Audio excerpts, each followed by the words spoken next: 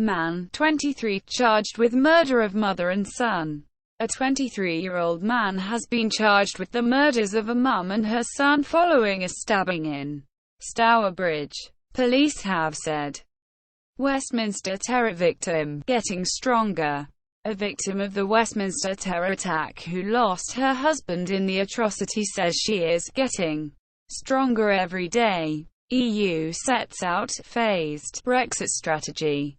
Talks on a trade deal may begin once progress in Brexit talks has been made, the bloc suggests. Brexit, MPs angered by EU veto over Gibraltar.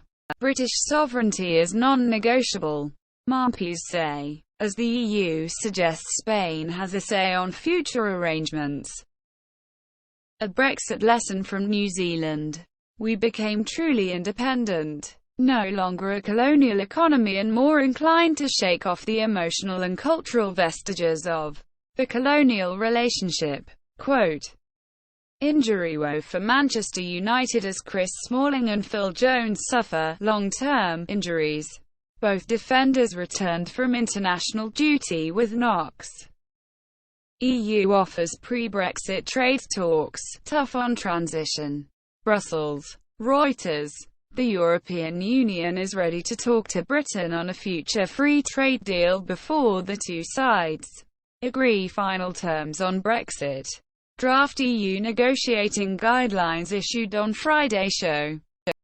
Michael Flynn, new evidence spy chiefs had concerns about Russian ties.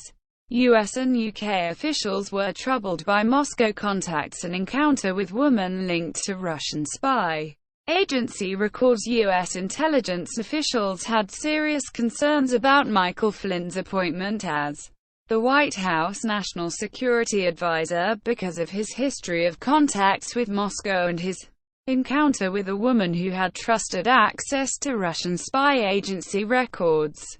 The Guardian has learned US and British intelligence officers discussed Flynn's worrisome behavior well before his appointment last year by Donald Trump.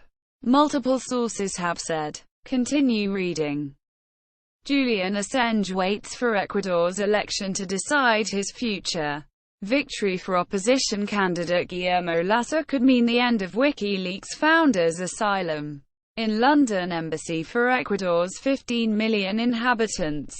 Sunday's presidential election runoff will pose a fundamental question: whether to continue with a left-wing government that has reduced poverty but also brought environmental destruction and authoritarian censorship, or to take a chance on a pro-business banker who promises economic growth but is accused of siphoning money to offshore accounts. But they are not the only ones for whom the result will be critically important. Thousands of miles away, in the country's tiny embassy in central London, Julian Assange will be watching closely to see if his 4.5 years of cramped asylum could be coming to an abrupt, enforced end. Continue reading.